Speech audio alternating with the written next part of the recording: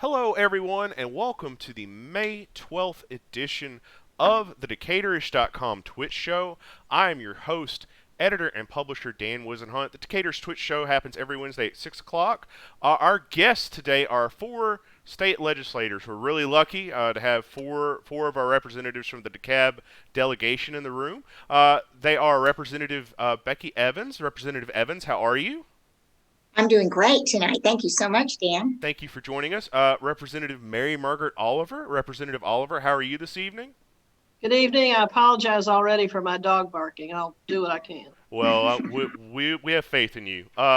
Senator Kim Jackson. Senator Jackson, how are you today? I'm doing great. It's so good to be here. Thank you. And Senator Parent is joining us. Senator Elena Parent is joining us as well. Senator Parent, how are you this evening? I am well, and lots of fun to get to be with all of you this evening. So thanks for having me. Yeah, this is a great panel. It could be a good show. So the way this works is you can sign on if you're watching. You can sign up for a Twitch account, log in, and ask our representatives some questions.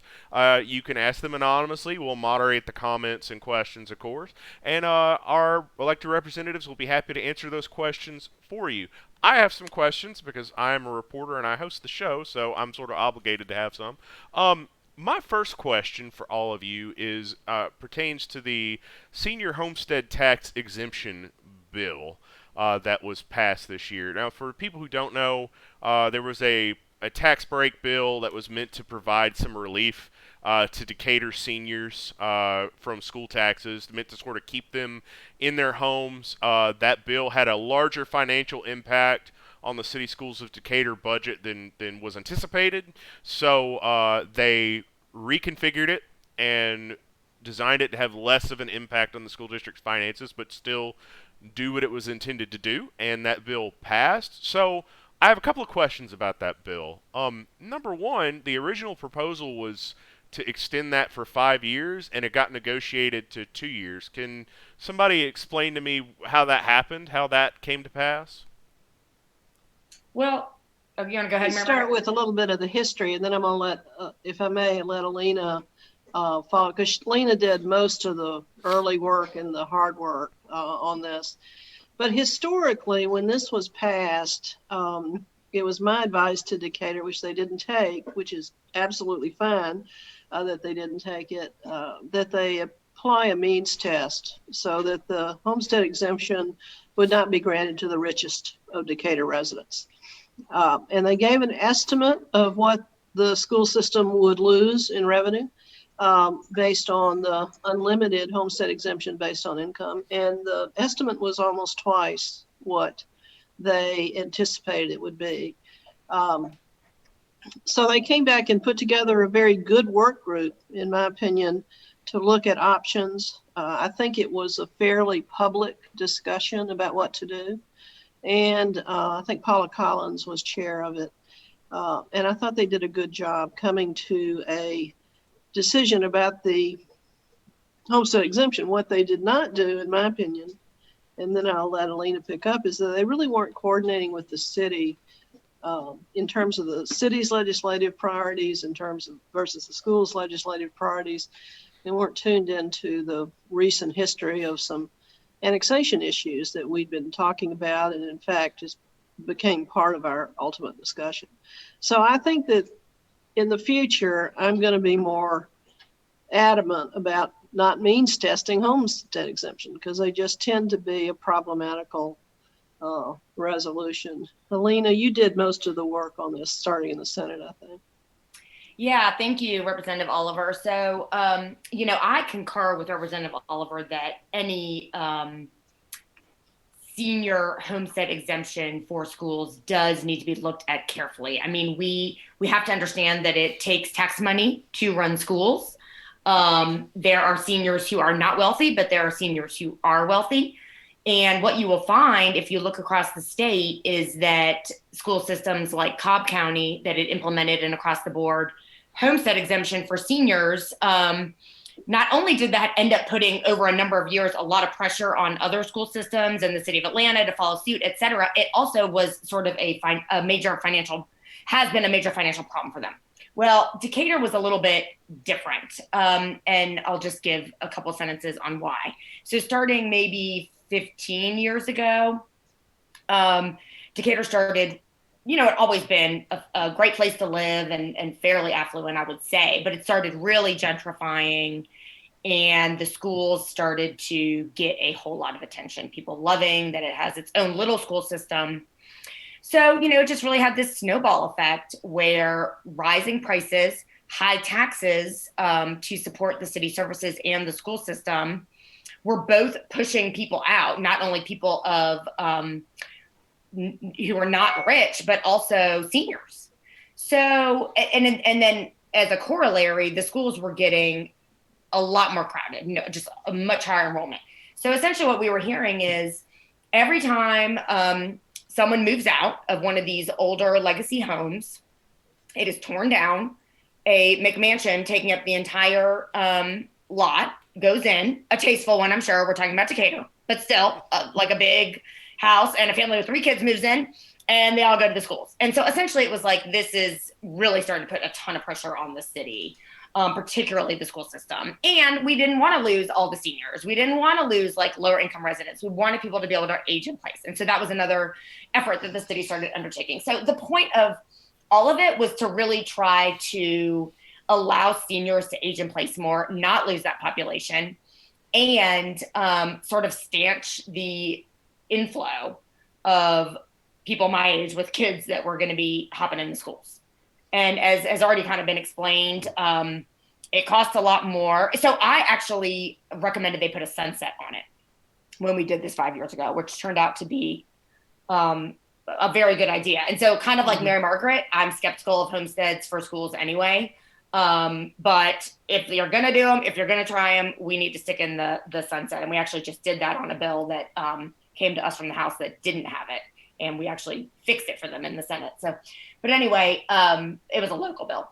So we did it, but it cost a lot more. It didn't really stop the seniors, people moving out. And so now I totally concur. The work group was really well done. Now it's going to be means tested more. Once you're above, I think it's 70, you take advantage of it. But between 65 and 69, you have to be at or below 53,000 of income. And so now we'll see. And we did a 2-year. So the benefit of the 2-year is we'll get that data.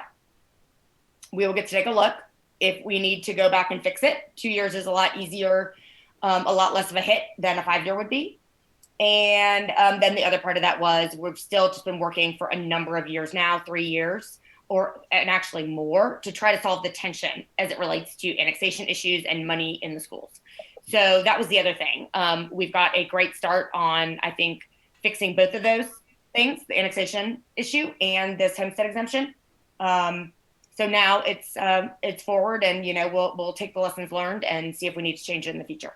So there was a companion bill, I would say, Senate Bill 293, which affected how annexations work with regard to schools and students in DeKalb County. And there's a little bit of a history of this. So a couple of years ago, there was a similar bill. It passed. It apparently went through all the hurdles, and then at the 11th hour, City Schools of Decatur objected to it, hired a lobbyist, got it vetoed.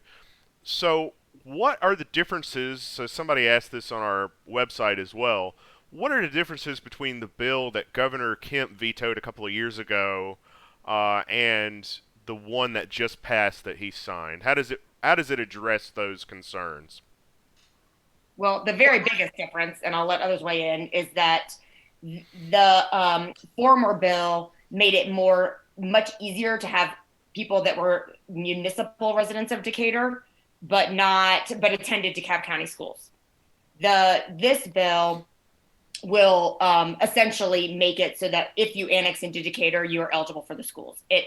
What it does, though, is it solves outstanding issues related to money, cost per student, and in particular as it relates to any commercial property annexations or any potential annexations of school buildings. Most people probably would be surprised to find out that were Decatur or Atlanta to annex one of the school buildings that are very close to their borders that have always been DeKalb County properties, that DeKalb County schools would be owed no compensation for that. And so that was obviously a very risky position for DeKalb schools to be in. So as it relates to school buildings and commercial property, that's the biggest change. But the boundaries would not change, would remain coterminous.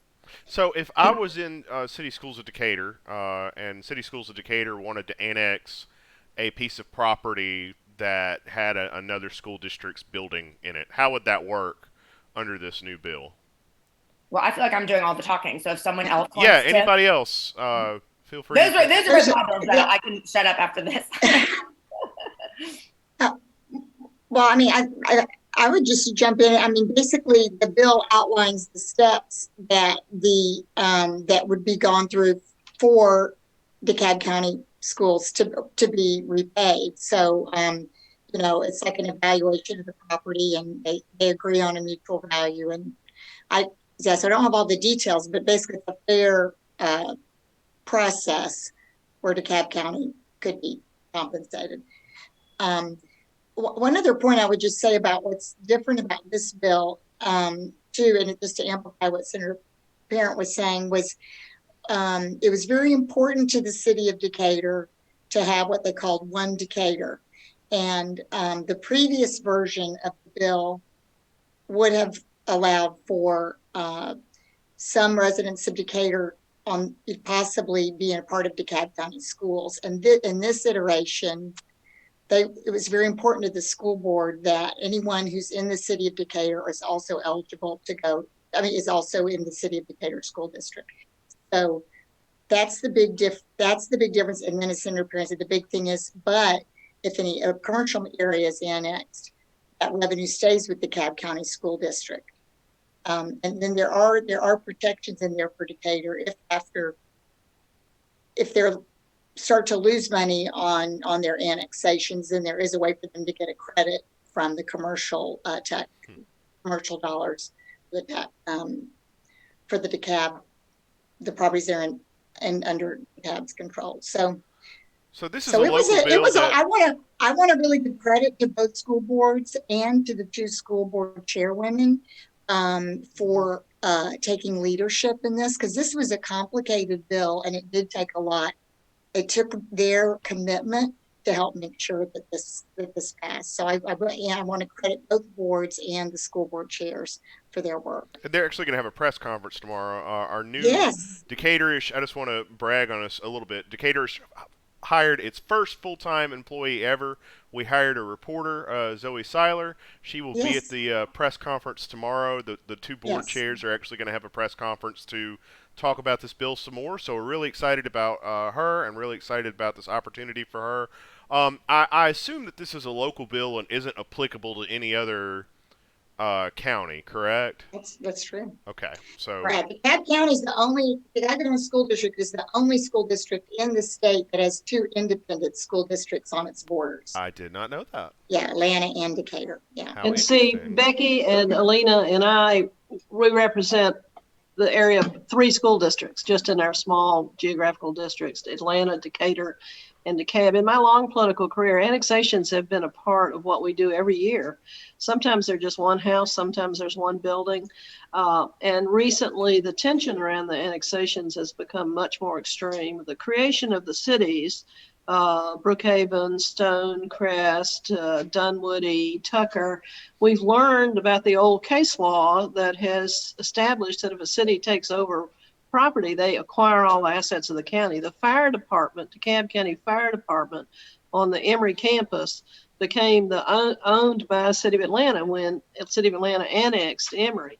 Those are the kind of things that have caused a lot of tension. And Druid Hills High School, where I went to high school, adjoins the City of Atlanta property. So hypothetically, if City of Atlanta wanted to expand its border to include 200 yards beyond its current city limit, it would own a $75 million, $100 million asset. Obviously, that's a tension. And similarly, if City of Decatur went to acquire all the Scott the development at Scott Boulevard and Lawrenceville Highway, all of that Walmart property up there. Without this bill, DeKalb County would lose all that commercial tax revenue. So I think these two bills had to go together, in my view. We were fairly adamant about they had to go together, and that the city of Decatur school system had to support the 293 bill too. And so there was a fair amount of discussion about that had a good result. And now that the governor has signed both bills, we can say our process was successful, and hopefully the voters will approve, because it's a referendum. So Okay. just to jump in, it is 6:15. This is the Decaturish.com Twitch show. If you're watching us and you have a question for our legislative delegation, this is a great time to jump in and ask them a question. Create yourself a Twitch account, jump in, get into our chats, and ask them a question. They'll be glad to answer it. So the bills both kind of went to the 11th hour. I think they were still being negotiated on the last day of the session. Can someone tell me why it took as long as it did? I mean, I know legislation's a complicated process anyway, and there's a lot of give and take, but why did it go to the 11th hour like it did, and really with both bills? Kim, how did you see that as a brand new person? I mean, as a freshman, I learned that most things go to the 11th hour that don't necessarily need to go. So I don't know that this was all that different than so many of the other bills that we had. I do think some of it's about power and control, and we don't have power or control right now as the minority party. So I suspect that had some impact on the slowness of getting that bill through. Also, I know the House was playing a lot of games around homestead exemptions and whether or not those would pass, and kind of punishing people. So maybe the House folks can speak more to that. To be honest, there was an insistence by some of us, most of us in the House, that the city of Decatur school system support the annexation 293 bill. Is that because of what happened the last time? We had spent a lot of time and a lot of energy and a lot of money, litigation with Atlanta and mediation with everybody, for a solution to be reached and not everybody be at the table. So I felt like that the city of Decatur School Board really had to come forward and say, we support 293. We will not ask for a veto like we did last time. We're going to tell the governor that this is a bill we support. That caused some delay. And it was a fairly honest eyeball to eyeball. We're in this together, y'all. We're not gonna go halfway. So CSD wasn't initially willing to do that? They weren't willing to make a public show of support for 293? There was some confusion, but the answer is correct. I mean, they were not ready. There was so it came out of the Senate. There were still negotiations going on between the systems and the legislators. And when I spoke with board chair of CSD, Tasha White, I think it was really, we're talking day 39, it might have been one day before that. And she said, okay, I've got this letter ready. And she had a different impression of the message that had been relayed to the House delegation when she and some others had appeared before them than they had taken away. So, some confusion, sometimes folks, they don't want to speak for their colleagues on the board, what have you. So suffice it to say, negotiations were still ongoing. It was unclear if Decatur was going to support it until very late. And then it all came together. There was some bad blood over the last veto. We felt badly about that. We felt like we'd been sabotaged a little bit. I'll speak for myself. I felt badly that how that was handled. And so I wanted to be clear that the city of Decatur School Board was going to all five of them support 293. And we ultimately got a letter with all five signatures that they supported it. So that was important to me, speaking for myself. Representative Evans, you wanted to jump in? No, I'm just concurring. It was important that that letter with all five signatures. Yes. So this kind of brings me to my next question, which is how would, and I hear things through the grapevine sometimes. I hear that maybe the relationship between the delegation and the city of Decatur and its schools isn't as great as it could be. How would you describe your relationship with both the city of Decatur and city schools of Decatur right now? Well, I asked them directly, do y'all talk to each other about these issues, these two bills? Did y'all sit down together with each other and say, you have an interest, I have an interest, let's see if we can be in a win-win situation? I asked them directly that. And I didn't get an answer that made me think that they spent a lot of time with each other thinking about these issues. Well, they spend more time together than they used to. So I don't know that I am very have a very accurate view of it, but I certainly was asking them, are you guys talking together? Because this is important to me. But I'm interested in their relationship with the delegation, and how it affects their ability to get their legislative interests accomplished every time the session convenes. Well, I'll speak up just for myself, where I feel like under the current board leadership and with the mayor, I feel good about our relationship with both parties. But one thing I do agree, I understand what Representative Oliver says. We want to make sure that the school board and the city are communicating together. And I'm being an elected official, I was telling you, I'm somewhat sympathetic to, the school board. From my conversations with a few people, it wasn't always clear to them that they were aware of all the implications of waiting, and so I recommended to them that maybe Decatur share a lobbyist to make sure that they understand that someone's looking out for their interests throughout session. And I love having one-on-one relationships with all of them, but I think that they may want to consider that, just to make sure that lines of communication are very clear and everyone understands the political steps that might be involved with some legislation. So, Senator Jackson, before we got on the call, they mentioned that you actually were able to introduce and get your very first bill passed this year. Can you tell us what that bill is and does? Yeah, sure. Thanks for asking about it too. Senate Bill 75, which is now a law, is a law that allows people who are victims of stalking to be released from their lease in the event that they are a victim. So we have something very parallel to that around domestic violence. If you are documented with a TPO or a court order saying that you are a victim of domestic violence, then you can be released from your lease. And so this bill does the exact same thing, but for people who are victims of stalking. And how did that problem come to your attention? Can you kind of give me some examples of why this needed to be addressed? Absolutely. So there are a number of sexual assault agencies throughout the state who've been found this to be an issue. And I represent also, in addition to DeKalb County, I represent Gwinnett County. And so the director of the Mosaic Sexual Assault Center in Gwinnett County called me before session even started. And she said, hey, I know you're interested in these issues. Before I was elected, I had worked a lot on rape kits and making sure the rape kits were counted and tested with Representative Holcomb. And so she said, I know this is something you're interested in, so I want to tell you about this kind of tangentially related problem around stalking. And of course, I was very interested in wanting to make sure people could get access to safety.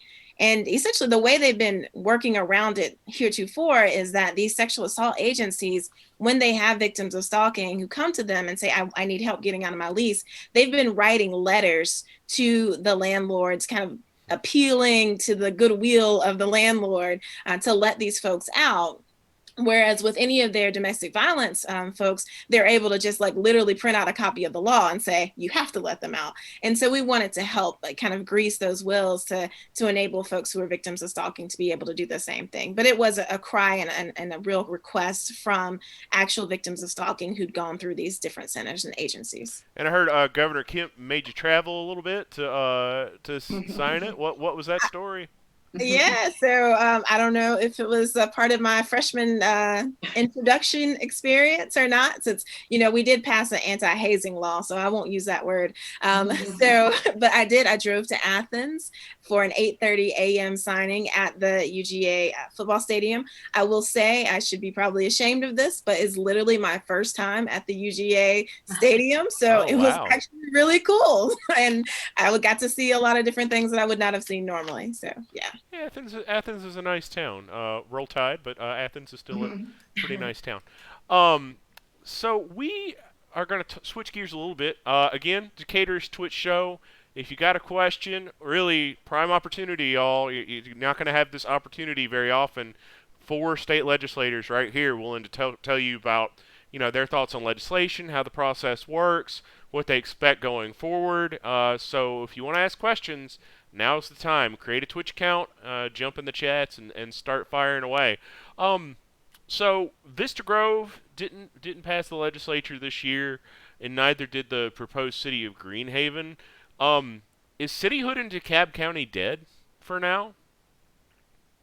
I mean, discussions, I would say dead. It would be too strong a term.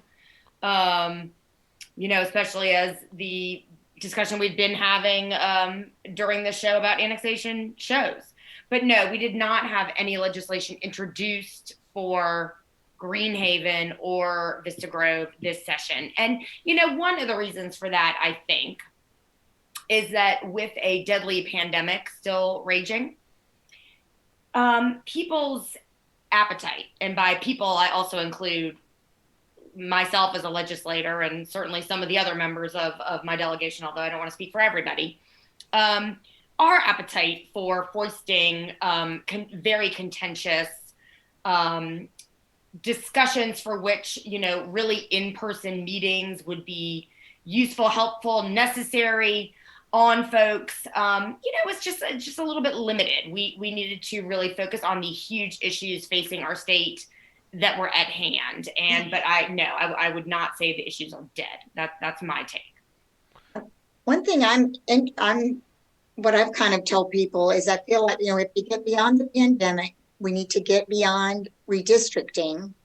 We need to get the legislators elected that will represent DeKalb in 2022, which may be the same, but they could be different. And then we need to analyze where we are and it will be but it'll be grassroots groups that will be asking for these things. And one thing that I would be willing to work on, but I would work within it would be a delegation agreement, but it's to talk about what do communities want, and what tools can we provide them to assess what communities want. Because one thing that's hard about annexation is that unincorporated DeKalb is vulnerable to annexation, all the time. I mean, anyone can do it through the 100%, or the neighborhood can do it through the 60% method. It doesn't require any legislative work at all. So it is true that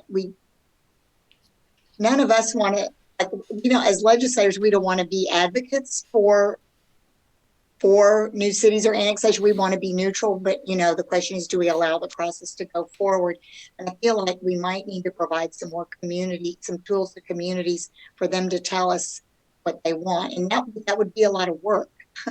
So we have to talk among our delegation to see if we want to take action after 2022 on that, or if we just let these existing grassroots groups see what happens with them. There's an ongoing discussion that's been going on for a while where we've made no progress about making this new city process something that is more inclusive conversation. What is the economic development plan for DeKalb County in relation to new cities? We see from the pattern of Fulton County that municipalization happened for the entire county, and it happened for most of the county quickly in a fairly coordinated way, and then South Fulton took a good bit longer. Right now, we are not making economic development decisions comprehensively for the entire county. We're not making a financial plan for the county. And we're doing it based on the will of a particular group of people who, when they have a referendum, will have either a 53% support or like Brookhaven did, or I forget, the other numbers were much higher.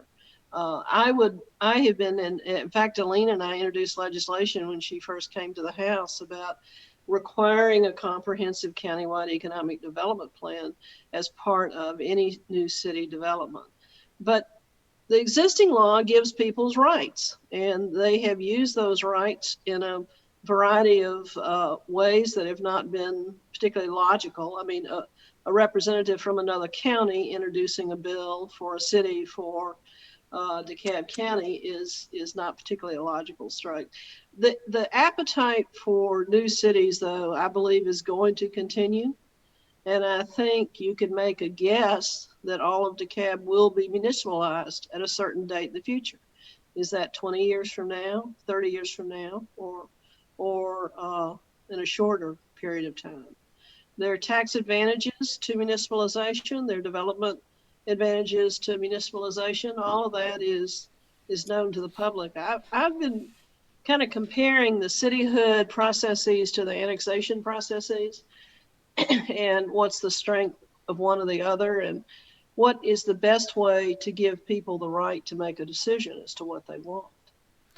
Well, so we're going to push pause on the annexation cityhood because I do think this is going to continue to be an ongoing thing.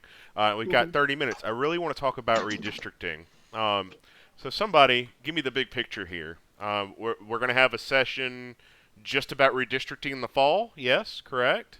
Yes, that's correct. What is that going to look like? How does this work? Explain it to me like I don't know anything, because I don't. Break this down for me so the average people can understand it. What does this mean, and what is this going to look like? United States Supreme Court in Baker v. Carr in 1963 set forth a principle of one man, one vote. The old county unit system, where every county was entitled to 3 legislators, whether or not it was Fulton County with 1 million people or Eccles County with 2,000 people, they were each entitled under the old county unit system to one man, one vote. Baker v. Carr determined that to be unconstitutional, and every House seat and every Senate seat and every congressional seat has to be the same quality of representation for one man, one vote. It has to be the same number of people.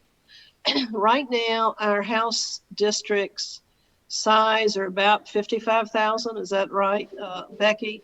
Yes. And based on the 1 million growth of people in Georgia, from 9 million something to 10.7 million that we're estimating from the 2020 census, we'll have to redraw districts so that the districts have the same number of people in every district, since the growth is not even in any way. We know counties have lost people, lost population, and we know that the outer perimeter, north outer perimeter, all the outer perimeter, particularly the north outer perimeter, has gained is some of the fastest growing counties in the United States of America. So district lines will be redrawn. I think the special session called every 10 years in the 2001, 2011, and now 2022 will be the first 2 weeks, one of the first 2 weeks in November. I think it'll be before Thanksgiving, but not in October. What do you think, Becky? Well, I thought that I read in the AJC that Speaker Ralston said that he thought it would bump up to legislative session. So I heard from someone else, maybe it'll be after Thanksgiving, the week after Thanksgiving and first week of December. But I don't know. Census Elena? data is delayed until end of September. Yeah. So we know it won't be in October. Will it be before or after Thanksgiving? What's your guess? Kim? The speaker said after the frost has hit the pumpkin, which I grow pumpkins and I still don't know exactly when that is. That's, to me, seems like late November, but Thanksgiving being an impediment, so could be right after Thanksgiving going into December, maybe.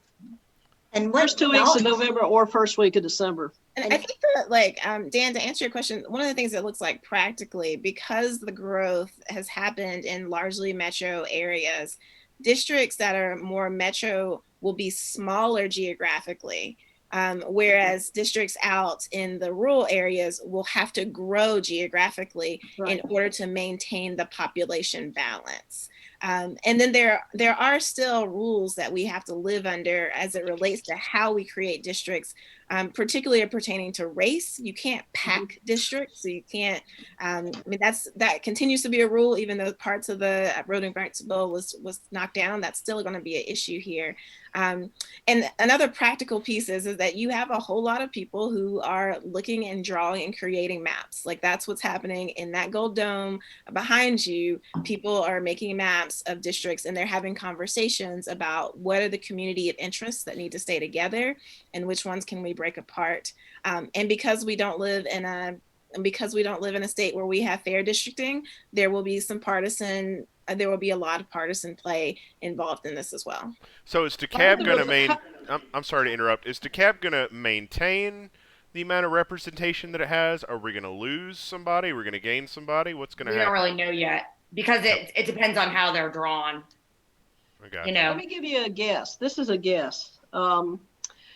This is not a guess. This is a truth. You can put this. This is the Republicans want to maintain control of the House and the Senate. That's true. How do they do that and not discriminate based on race? And how do they do that without totally irritating the voters that know exactly what they're doing? What is different in 2021 from the earlier reapportionment sessions, in my opinion, is that the voters are much more aware, much more tuned in, much more observing, much more hostile to partisan districting that takes Druid Hills and puts it in a House district with Elbert County in order to make it Republican. I don't think that they can afford to do a lot of that kind of thing that's been done by the past by Democrats and Republicans without irritating the crap out of their voters, because the voters in Druid Hills do not want to be in a House district with Elbert County. They would regard that as offensive. I'm using that as okay. I'm like, is that being considered? Because that's the first of. No, I don't want to scare anybody. I'm using it as an example. Okay. How do you make my precinct, North Druid Hills precinct, part of a Republican House district? You've got to go way out to find that Republican majority.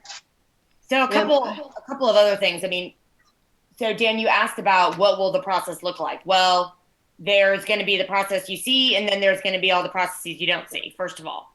Yeah. And one of our jobs and the jobs of everyone who cares about democracy is to have our eyes on as much of it as humanly possible, right? And to expose abuses throughout the process, because they'll be there. Now, of course, do the Republicans know that people will be watching? Yes. I mean, I don't think they get, because it's been a little bit more on the Democratic side, I really don't know how much our Republicans get how much the landscape has changed as far as voter engagement. And even if they got it, then the question becomes, how much do they care? Right. I mean, we've seen a lot of anti-democratic excesses in our state, but also in other states where there have been really extreme gerrymanders. So do they say, well, we don't really care, we're just going to go ahead and do it anyway? They backed off some gerrymandering bills mid-census a few years ago when the public outcry got to a certain level and they were like, oh, this looks bad. So we'll see if any of that pressure and sunlight and advocacy works to create better maps at the outset. My guess is that it can and it will if the population is really engaged. But, I mean, they do hold all the cards, although, of course, they are hamstrung by, unfortunately, not by Georgia's Constitution or by anything in statute, but they are hamstrung by the Voting Rights Act and the fact that they can't discriminate on the basis of race or have the effect of discriminating on the basis of race. Those are, of course, all after the fact lawsuits. So what you're going to see is, I expect, a public process where they sort of check a bunch of boxes, like, okay, we're going to hold these hearings and we're going to sort of be pretending to listen to what the people are saying about what they want for their community. Okay, we're going to talk to all the legislators and ask them what they want. Then later we call them in and we inform them we didn't do anything of what you said, right? But they'll like pretend that they're really intently listening and trying to keep the community together. Meanwhile, the consultants and the Republican lawyers will be actually drawing the maps behind the scenes, and they will be firmly instructing all of their people on exactly what to say and exactly how to act, which is why they made John Kennedy, who is an attorney and doesn't mind lying from the well at all, and is very smart, the chair of reapportionment in the Senate. That's John Kennedy from Macon, Kennedy. John F. Kennedy. He happens to be John F. Kennedy. And listen, I really like John. I'm complimenting him and saying that he is smart. He and I have worked together well on some things. But I will tell you, I have heard him utter mistruths from the well numerous times. And it's and if you try to pin him down asking questions, he just sort of like filibusters and goes on and on. So he's very good. It's all strategy, you know, and he's a lawyer. He's not going to misspeak, but he will be willing to essentially be like, no, it doesn't do that at all. And like go on and on and on, so that you can't really like hammer him down on questions. So that was very intentional, putting him in charge of the process in the Senate at any rate. So, you know, I think that we need to be on our toes. What they're going to be trying to do is draw a safe majority in both chambers for the next 10 years. The big question that I have outstanding is how many seats do they think they need to give up to do that, right? Like, especially in the House, they're more at risk if they draw the margins too thin for themselves. Like, oh, they're drawing, you know, 65% Democratic districts to pack all of us in fewer districts, and they're drawing 54% Republican districts. Those are much more liable to flip, right? And they lose those seats. So some analyses I've read say sort of like, look, they may have to give up a number of seats and just retire those folks into other jobs, give them various appointments and handouts or judgeships or whatever. And that's what they do because they're in charge. They can do all those things. And then say, all right, your district doesn't exist anymore. I think, isn't it Charles Bullock is, you know, the premier, you know, historian on this issue of redistricting from the University of Georgia. And he's said, you know, in conversations with our caucuses and also just in public that, you know, he's wondered if, you know, maybe they would draw 95, you know, just to pick a number, like about 95 really safe Republican seats. And then that means that they know that they'll lose, you know, they're not going to try to protect all their incumbent Republicans, probably. So, because what are we at now? They're at 100 and what? I would be amazed if it got to 95. I mean, I think we would be. I mean, maybe more than that. But I know. I thought the same thing, and I'm like, oh well, we'll see. Yeah. Because everyone needs 92 for a majority. Yeah. You know, everyone should know that. That's right. Very narrow majority. Yeah. Like very narrow. You know, in a House with 180 representatives. Yeah. People are always absent. Right? They cannot protect all their. They won't be able to protect all of them, so they will. No. Yeah. So I feel like there's no way they can have all the ones they have now if they're trying to draw safe seats. Mm-hmm. But 95, I would be shocked because that is really low. You think that's too low? Yeah, they'll try to draw that. And we'll see what they do with our horrible bacon strips in DeKalb County House. Yes. I mean, this is something that we need to talk about. You know, I mean, DeKalb County really does need to, and the residents really, we do need to dance, you know, you kind of raised this. We do need to lobby for our county. Yeah. We've got these districts really, or a number of them. I mean, I don't know how many.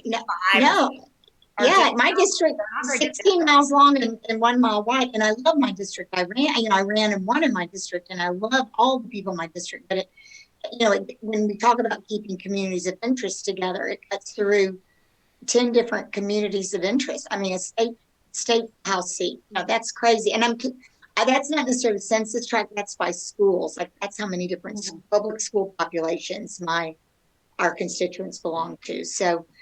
And in Druid Hills, I moved 3 times in the last couple of years and lived in 3 different districts, all within like maybe it's a mile up the road on 2 different streets, 3 different house districts.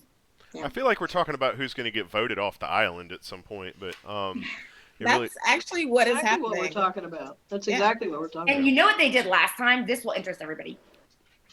So they wanted to, like, people they were sort of like, oh, they're people that they were sort of embarrassed by or that they didn't like. They sort of tried to, like, draw the districts to kind of get rid of them.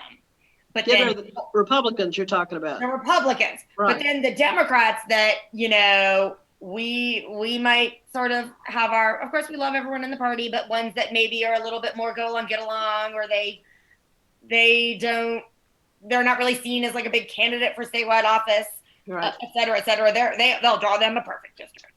So.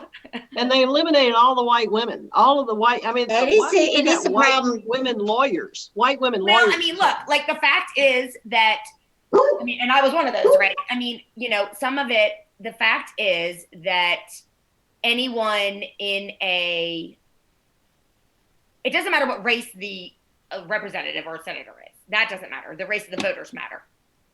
So anyone not in a majority minority district has more potential for them to mess with, right? Because they're not going to be like, oh, this could be viewed as a VRA district. So one of the things I've seen, and we won't know until the data comes out, but one of the estimates I've seen have actually 3 of and by our, I mean Democratic held Senate seats in South Georgia having lost more population than some of the other ones. Yeah. It's unclear if that's true. But if it is, I'm sort of like, I'm not sure how bad that is, because I don't see how they could get rid of any of those 3 districts. Because it's not like the districts disappeared. It's just that it needs to grow. And I really don't see how they could eliminate any of them under the Voting Rights Act. So that then becomes a problem for them in rural Georgia, that they have to grow our districts, right? So it's all there's a lot of Interesting. Senator Jackson, you look like you've been waiting to say something for a minute. Oh, no, I mean, this is, I think, really representative of what we're walking into, is that there's a lot of speculation. There's going to be a lot of kind of horse trading. Yeah, the metaphor that you offered of it's like we're figuring out who's going to be voted off the island is exactly right. Like Republicans are going to be voting people off of the island. And, some Democrats will be voted off the island too. Like that's the nature of redistricting. So, Susanna Scott, who's a friend of mine, president of the Georgia League of Women Voters, I'm sure y'all have interacted with her, asks, what advice do you have for constituents who want to be able to give feedback on this process, on this redistricting process? I think sunshine and transparency is a key to a successful voter-based analysis of what reapportionment needs to be. Alina referred to this earlier. There was some efforts to kind of make some Republican districts more Republican, and they announced a hearing at 5:30 on Thursday for the next morning at 8:30 a.m. to show the new maps. And I think it was like 200 to 300 people managed to get themselves to the Capitol. Yeah, and the mid-session maps. Yeah, okay. When the legislators saw that, they said, never mind, forget it. Sorry, we brought it up. And I think that the more intensely we watch this process and the more we demand that they tell us what they're doing, and when they draw a district, hypothetically, that is totally designed to eliminate a Democratic householder and put it with a Republican community 30 miles away, we've got to call foul on that. We've got to show the public what they already know in specific ways, that this is about partisan gerrymandering. I believe Georgia right now is 50-50. I think we're a very, very close state. And creating districts that create a 2/3 Republican majority is not going to fly with the Georgia voters. One other thing I would say is that all of us have really active constituents that are involved with fair districts, which is a really great, nonprofit advocacy group. And so I'm sure that she knows about that organization too, but getting involved with their efforts can be a good way to get involved. And then just, writing the chair of reapportionment in the House, Chair Bonnie Rich, and then the gentleman who's chair of the Senate, and asking, what is the public process? What is it, how, asking about the schedule of public meetings, asking about the release of that, asking about the process. That's good for them to have that, keep that. Yeah, I think that pressure. This is a guess. Y'all tell me if you agree. If Georgia's growth rate is 1 million people, which is about a 10% growth rate, DeKalb County may be in the middle of that growth rate. We certainly have not lost population. Mm-hmm. So if DeKalb County is in the middle of the growth rate at a 5% increase, I don't know if you know that. That's really the details. Yeah. Then DeKalb County should keep the same number of people. We shouldn't be losing people. Mm-hmm. It's also true, though, I say this as a Democrat partisan, Forsyth and Dawson County have grown with such strength that they're going to pick up seats. There's no way I can prevent the natural growth, population growth in what are today Republican counties, Forsyth and Dawson, just as an example. I can't stop that. There are too many people who move there. So the question is, are those districts, do they want those districts to be 90% Republican? I mean, that's kind of it's a totally fascinating political science analysis, particularly when you put in international populations. Forsyth County has a large number of Asian professional people because they've chosen those great school districts in South Forsyth County. So how are you going to develop a fair district reapportionment plan that encompasses the needs of true communities and strengthen your partisan majority? That's a tough one. I don't know why this made me think of that, but what is the Marjorie Taylor Greene's district? Was that 90% Republican? I mean, probably not quite, but yeah, it's up there. In the 80s for sure. Yeah, so when you concentrate, I mean, does that increase the chances that you get more people who are really deeply on the fringe, like Representative Greene? That's a great question. I don't think there's any way they can undraw her district because you don't have to live in a district. Right. She doesn't live in the district she won in. Yeah, right. I mean, and listen, like those northern Georgia, those districts are going to be conservative, as of right now, right? What we're more objecting to, I don't object to and there will be districts that are Democratic, right? When you're looking inside the perimeter and for us, right? I mean, like Mary Margaret was saying, I don't think any of the four of us can be plausibly drawn into a Republican district, right? They can mess with you other ways. They can mess with the maps other ways, but I don't object so much to like there being some strong Democratic districts and some strong Republican districts. I do object to obviously skewing the outcome by drawing the districts not reflective of the population. And I do object to drawing more safe districts than really you should be, because I do think that skews public policy and it's not, and then it doesn't incentivize the legislature or the Congress as a whole to be responsive to the way the citizens actually view things. When you have these really safe districts that don't naturally occur, that's really what it is. It's super safe districts that aren't really naturally occurring. Yeah. And it is a very, very big deal that the United States Supreme Court Shelby case eliminated this Section 5 pre-clearance provisions. This is the first time we've had a reapportionment in my political career without the protections of Section 5 pre-clearance. That's a big deal. And how are the Republicans going to manage, or what are their lawyers telling them about how far you can go to discriminate against Black voters or Asian voters or Hispanic voters? How far can you go since you don't have the pre-clearance? If you're only, quote unquote, only have constitutional protections under Section 2 of the Voting Rights Act, how far can you go? There's some very shrewd people, smart lawyers who are trying to make those calculations. It's all happening. I wonder, I can't tell if it'll help us or hurt us that they're going to have to turn it around so quickly. Lots of opportunity for mischief. So one thing on Susanna's question, though, is that the All on the Line, which actually is affiliated with the National Democratic Redistricting Coalition, which is the group founded by former U.S. Attorney General Eric Holder, they are going to be holding virtual training events for people.